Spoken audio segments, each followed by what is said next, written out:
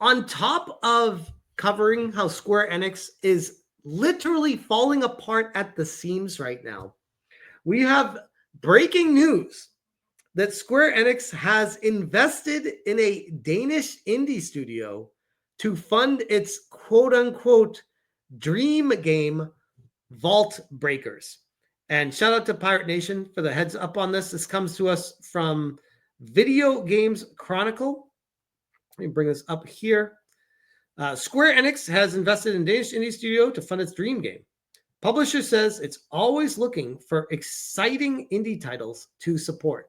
Now, before we even go into this story any further, when I first read this title, I couldn't help but think they saw the success of Expedition 33, and they're like, we need to find the next one of those because we clearly don't have the in-house talent to do what these other companies are doing. And even if we did have the talent to do it, our ethics department would ruin it anyways. So we need to find another studio and have them do it for us and stamp the Square Enix name on the game and just let them do their own thing without us interfering with it. And maybe we can start to turn the corner on our company. That was my first thought when I read this title.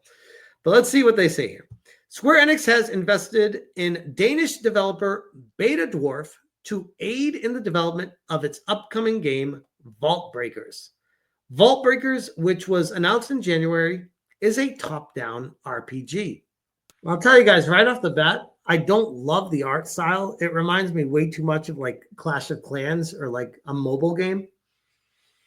But that's just initial impression.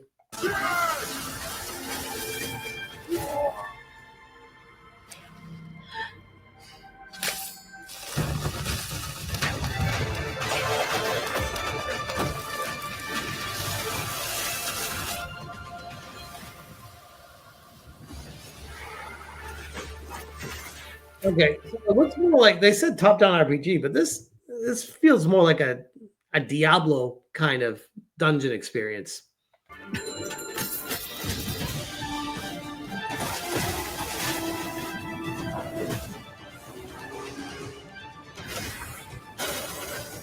These games, I mean, I know they have their niche. They're not typically up my alley for the style of game, but they definitely have their niche.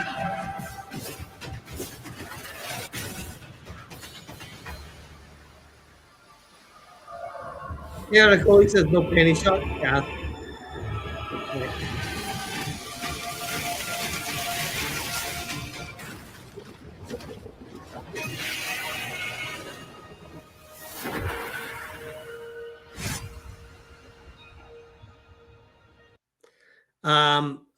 Okay. Not anything special. I don't know how much they invested in BetaDwarf, but nothing about that stood out to me as, oh my God, this is the next big thing. Maybe it will be. You never know. But compare that to Expedition 33's trailer, and it would be night and day. You'd be like, yikes. Like, at least when you see Expedition 33's trailer, you're like, okay, this has some potential. Holy crap. Square Enix is always looking for high-quality games and talented development studios, said Hideki Uehara, Square Enix's general manager of business development. When I played Vault Breakers, I was genuinely excited by the experience of connecting with other players and exploring its rich game world. Oh, wait, so is this a live service game? Is this what they're trying to push here? After visiting BetaDwarf and learning about the team's mission and passion, we decided to invest in them to help realize their dream and bring this game to players around the world. Playtests for the game are now underway until July 9th. BetaDwarf was founded in 2012 and since then has published Forced Showdown, and the multiplayer game Minion Masters. Never heard of any of those, but okay. Being accompanied by Square Enix on our journey is an amazing access to a combination of knowledge, talent, and resources, said Stefan Kabelgaard, CEO and game director at BetaDwarf. We are already very far with our dream game, Vault Breakers. We have a huge, amazing community, and we have already run 15 plus tests with more than 50,000 players who constantly enable us to refine. So again, live service game, no thanks. So getting this additional support feels amazing when we are far into production already. I can really see how this enables a home run versus having just started on an uncertain journey. Yeah, I'm just really excited about our situation. Well, of course you are. You just got literally, this is like going on Shark Tank and getting freaking Mark Cuban to be like, yep, I will give you all the money to push this thing out there and I will support this fully. Like they just hit a home run with Square Enix, which is not the Square Enix of yesteryear, but still a powerhouse name in the industry on its way down, and clearly very desperate. And I would even argue clearly out of touch with what gamers actually want and what gamers fell in love with out of Square in the first place. Because this ain't it. I can understand Square Enix is very desperate and they really want to find the next big thing. And they feel like if they're able to find the next diamond in the rough and be the next Expedition 33, they could reinvigorate their entire organization. And thinking that they could invest in other companies to get them there is probably a smart decision until you see what they're actually investing in. And you're like, oh, live service RPG game that looks like a mobile game.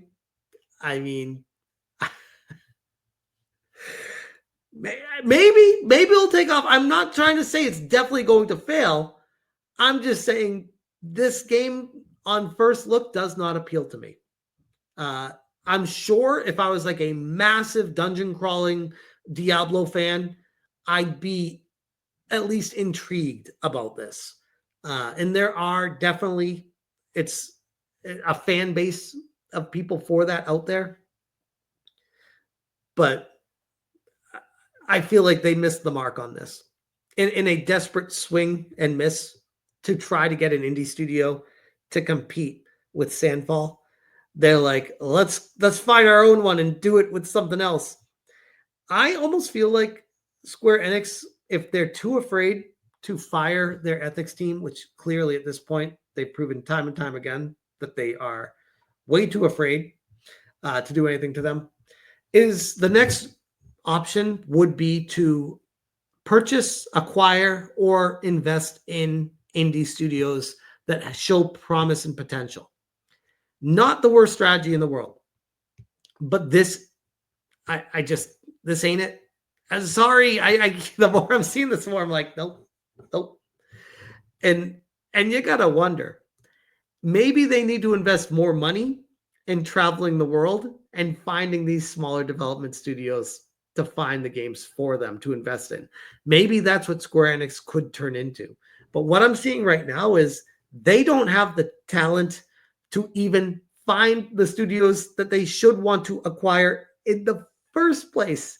So now they're not just losing money internally on the games that they're working on. They're not just allegedly canceling tons of projects and laying off tons of people, but now they're also burning cash on external investments in outside studios as well that potentially will not pan out on top of all the money that they're losing internally. And at some point, you got to step back and be like, does Square Enix just not like money? Do they not like money? Because they have so many amazing properties and so many talented individuals that work at the company.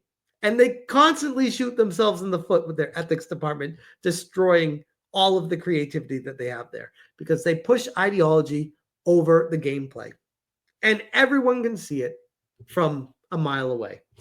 But yeah, I guess we'll see what happens with Vault Breakers, but I'm definitely not holding my breath on that one. I do find it quite curious that Square Enix is deciding to invest in smaller studios after the success of Expedition 33. And boy, it looks like at least at first glance, it was a massive swing and a miss. But I'll leave that one there. Bird Talk says, I played Force. It's not bad. It's kind of a flat, old-fashioned gameplay, lackluster visuals. It plays like Gauntlet. I love Gauntlet. And visuals have never been something that sell me. I mean, I'll always take them as icing on the cake, but I care more about the flavor of the cake than the icing on it, if you catch my drift. But yeah, interesting. We got Thomas Brown for the 5-banger. Square Enix sees Expedition 3 do amazing at what Square Enix used to specialize in, and so instead of trying to recapture that magic, they go for this, which looks generic at best. Exactly. Well, not this game. This is cleared hot. But yeah, this game, it looks generic at best. It really does. It looks like Clash of Clans mobile. I never really loved the art style where it's like too cartoony and it's like blocky cartoony. But yeah, Jungle Strike. That's the one I was trying to think of. Or Desert Strike. Yeah, Desert Strike or Jungle Strike. But yeah, that's exactly, you're right, Thomas Brown. 100%. That's what I'm saying too. Yep. Nobody for the 2. Thread of Time will be your game of the year when it comes out. Well, not if it comes out this year. It's not. Nothing is beating Expedition 33.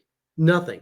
If a game comes out this year and beats Expedition 33, 2025 will go down as one of the greatest years of games being released in the history of gaming.